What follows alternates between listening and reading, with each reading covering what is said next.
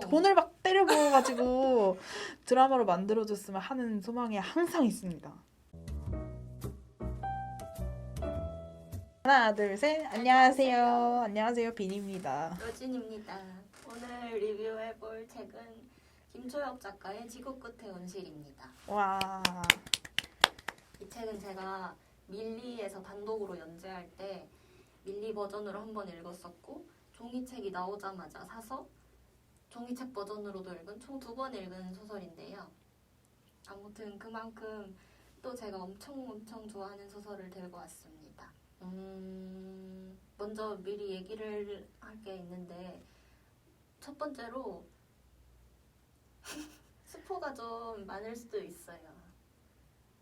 제가 소설 얘기를 너무 하고 싶어가지고 막 쓰다 보니까 스포가 꽤 들어갔더라고요. 맞아요. 그 로지는 소설 얘기 하고 싶어서 저랑 다르게 작가 소개도 안 하고 책 소개도 안 하고 다 건너뛰고 본론부터 시작하시잖아요. 맞아요. 그리고 두 번째는 책 2개 내용이 좀 섞여 있대요. 네, 제가 밀리에서도 읽고 여기서도 읽었는데 그게 다 좀 오래됐다 보니까 이게 밀리 버전이랑 종이책 버전이랑 생각보다 꽤 많이 바뀌었거든요. 근데 꽤 많이 바뀐 게 의외로 소소한 부분이라서 자꾸 헷갈리는 거예요. 아, 이 부분이 있었던 것 같은데 하고 보면은 밀리에 있었던 거고. 그래서 밀리에 나오고 정식 출간되기까지 생각보다 꽤 오래 걸렸어요. 맞아요. 수정 작업하는데 나 진짜 오래 기다렸다. 원래 작년 겨울인가 뭐 언제 나온다 그랬던 것 같은데 생각보다 늦어져가지고 이제 여름에 나왔다고 하시더라고요. 네, 일단 저는 이 버전을 기준으로 리뷰를 써봤고요. 빈이 말했듯이 작가 소개와 줄거리 소개는 또 과감하게 생략하고 딱 한 가지, 지구 끝의 온실에서 가장 중요한 배경은 더스트폴이라는 전 지구적 재난이라는 것만 알고 계시면 됩니다. 이게 더스트폴이라는 게 더스트라는 먼지라고 해야 되나? 그냥 쉽게 생각하면은 황사가 너무너무 심해져서 사람들이 그 속에서 도저히 살 수가 없을 정도로 심각해진 상황이라고 할 수 있습니다. 근데 이 더스트폴이라는 재난이 되게 비현실적이긴 한데 또 은근히 지금이랑 아주 동떨어진 재난은 아닌 것 같아서 맞아요. 읽으면서 좀 몰입에 도움이 되더라고요. 아무튼 이 소설은 더스트폴이라는 재난의 전후와 모스바나라는 식물을 중심으로 한 전체 플롯을 아영이라는 인물을 중심으로 엮어나가는 식으로 구성되어 있습니다. 처음 읽을 때 초반부에서 아영이 주인공인가 했지만 아영은 전달자였을 뿐인데요. 밀리 버전에서 아영이 에디터 제이에게 쓴 글로 프롤로그처럼 시작하는데 다 읽고 나니까 이 글을 통해서 아영의 역할을 어렴풋이 짐작할 수도 있겠구나 싶었는데 처음 읽었을 땐 알 수가 없었죠.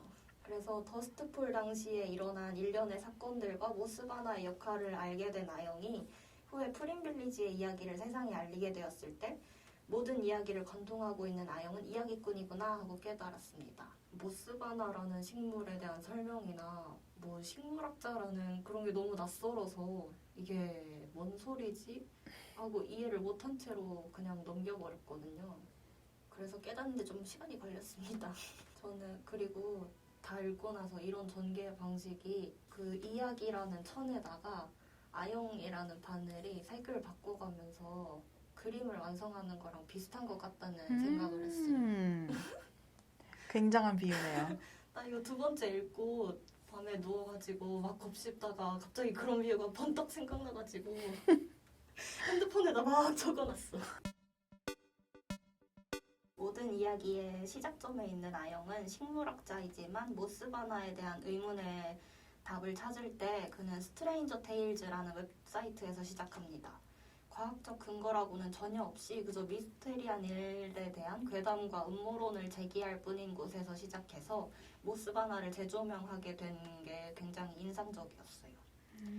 프린빌리지 이야기를 듣고 모스바나에 대한 새로운 가설을 제기한 후에 과학자들의 헌신을 신비로운 이야기 따위로 훼손하지 말라는 비난을 받으면서도 아영은 이런 생각을 합니다. 어떤 학자들은 가설을 세우고 실험을 하고 그 결과를 바탕으로 결론을 내린다. 혹은 관측으로부터 데이터를 축적하고 정확한 분석을 거쳐 귀납적으로 하나의 이론을 이끌어낸다. 그것이 일반적으로 과학이 수행되는 방식이다. 하지만 어떤 기묘하고 아름다운 현상을 발견하고 그 현상의 근거를 끈질기게 쫓아가 보는 건 역시 하나의 유효한 과학적 방법론일지 모른다. 실패할 수도 있지만 어쩌면 대부분은 실패하겠지만 그래도 일단 가보지 않으면 발견하지 못할 놀라운 진실을 그 길에서 찾게 될지도 모른다고 아영은 그렇게 생각했다. 저는 이게 바로 과학과 소설이 만날 수 있는 지점이라고 생각했어요. 현실의 과학 연구에서는 말도 안 되는 일일지도 모르지만 아영의 끈질긴 현상 추적으로 인해 이런 이야기가 탄생할 수 있었잖아요. 과학만으로는 설명할 수 없는 세계에 귀를 기울인 아영이 있었기 때문에 프린빌리지와 그 속에 숨겨진 이야기들이 밝혀내고 결국은 모스바나에 대한 재조명까지 할 수 있었던 거니까. 지구 끝의 온실은 멸망을 앞둔 세계에서 변하지 않는 인간의 이기심과 그 사회 속에서 약자들의 처지가 어떠한지를 내성종이라는 존재를 통해서 잘 보여줍니다. 내성종이라 함은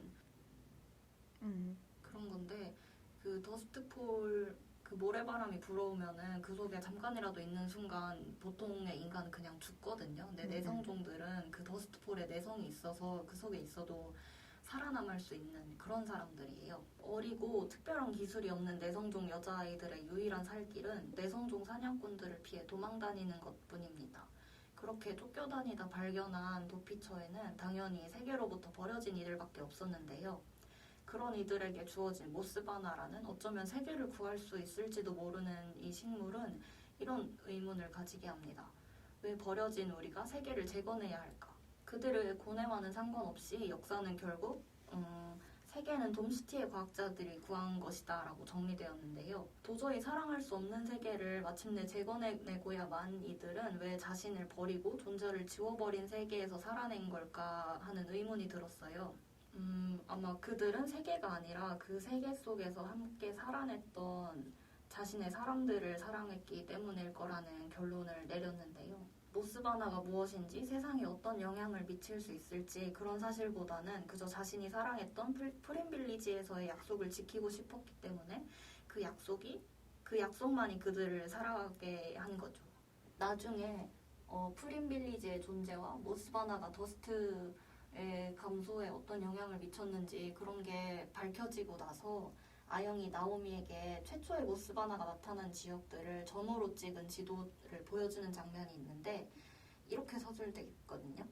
말하지 않아도 나오미는 이미 알고 있을 것이다. 그 수많은 점들의 이름을. 저 소설을 읽을 때는 당연히 이 점들이 모여서 지도 위에서 하나의 이름을 보여주고 있다고 생각했거든요. 근데 리뷰를 준비하면서 이 부분을 다시 읽고 생각해보니까 그게 아니라 그냥 이 점들 프린빌리지의 사람들이 약속을 잊지 않고 세계 곳곳에 모스바나를 심었다는 걸 의미할 뿐이겠구나 싶은 생각도 들더라고요. 소설 읽을 때 너무 과몰입해서 레이첼이라면 당연히 모스바나로 세계 지도에 이름 정도는 적을 수 있지 않나? 그런 생각을 했었거든요. 프린빌리지 사람들의 사랑과 그리움은 재건된 세계가 아니라 후에 아영이 보여진 이 지도에 새겨진 수많은 점들을 통해 위로받았겠다는 생각을 했습니다. 사실 날 버린 세계 따윈 어떻게 되든 상관이 없을 텐데 하지만 그 속에서 살아가야 되는 자기 사람들이 있다면 뭐 왜 이렇게 짧지? 안 짧네? 이거 말고도 하고 싶은 말이 정말 많았거든요. 뭐 밀리 버전이랑 종이책 버전을 비교한다든지 두 번째 읽었을 때 보이는 점들이라든지 그런 건 그냥 다 빼버렸고요. 왜? 너무 일단 길어지기도 하고 너무 많은 걸 오픈하는 것 같기도 하고 뭐 그거 말고도 여기서 재난과 멸망 속에 있는 사람들에 대한 이야기도 얼핏 나오는 부분들이 되게 짧지만 인상적이었는데 그 부분들이 종이책에서는 꽤 빠지긴 했더라고요. 뭐 실버타운에 사는 공원자들이 정말 더스트 시대의 세계 재건을 위해서 헌신한 이들일까 하는 의문이나 뭐 더스트가 지나간 후의 세대들한테 더스트폴이란 그저 소비할 수 있는 수많은 콘텐츠 중에 하나일 뿐이라는 점도 인상적이었고 또 모스바나의 증식과 감소를 통해서 보여준 식물과 인간의 차이점. 식물은 때를 알고 잘 번성했다가 뭐 물러나고 하지만 인간은 별로 그렇지 않은 모습을 보여주거든요. 원래 인간들이 치고 빠지는 걸 잘 못해요. 그쵸. 자기 분수를 잘 모르거든. 제가 열심히 준비한 리뷰는 이렇게 끝입니다. 항상 마무리가 어려워. 그니까 그 아까 그 천개의 파랑 심사평에서도 봤듯이 책 다 좋은데 마무리가 허술했다. 근데 이 책은 마무리가 완벽했다. 그렇게 나오잖아요. 그걸 리뷰하는 우리의 마무리 역시 허술함.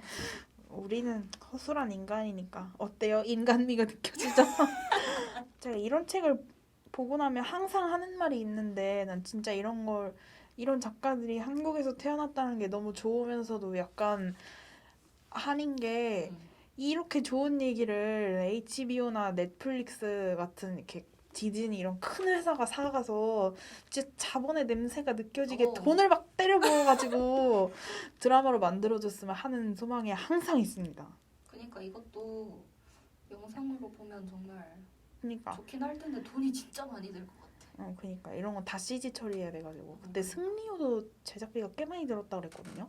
근데 승리호도 아직 첫 SF 영화여갖고 상당히 조잡한 면이 없지 않았단 말이에요. 저는 이런 걸 좀 짜증나도 디즈니 같은 데가 사가가지고 돈을 진짜 많이 들여서 만들었으면 좋겠어.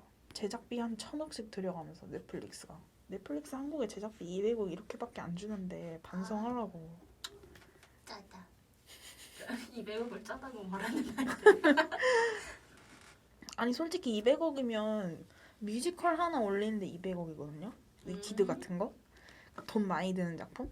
200억으로 영상을 찍기란 턱없이 부족한 돈이라고요. 그냥 드라마 말고 이제 CG가 들어간 드라마 하나 만들거나 그럴 때는. 그래서 하고 싶은 말은 지구 끝에 온실도 너무 좋다고요. 이거 꼭 읽어달래요 루진이가. 이 표지도 너무 예쁘지 않나요? 밀리 버전이랑 또 표지가 다른데 그 버전도 책이 예쁘거든요. 근데 그 책을 두고 왔어요. 쉽지 않네. 지금 여기 마이크가 연결돼 있어가지고 이런 표지거든요. 이것도 되게 예쁘지 않나요? 그니까 나 이 사진 다운받고 싶은데 잘 안 돼. 출판사에서 지구 끝에 온실 아 그 배경화면? 배경화면도 내줬거든요. 루진 지금 배경화면이잖아요. 맞아요. 이렇게 되게 많아요. 그만큼 좋다는 겁니다. 요즘 좋을 때마다 실제로 주먹을 쾅쾅 내리치는 습관이 생겨버려서. 저희는 시간의 압박에 쫓겨 이만 물러나도록 하겠습니다. 총총총. 총총총. 저희 돈이 없어갖고 스터디룸을 여유있게 예약 못했거든요. 사실 여유있게 하긴 했는데 딴짓하느라. 뭐 주접 떠느라 그랬죠. 우리는 여기서 안녕. 안녕. 또 이렇게 허술한 마무리. 얼렁뚱땅. 예.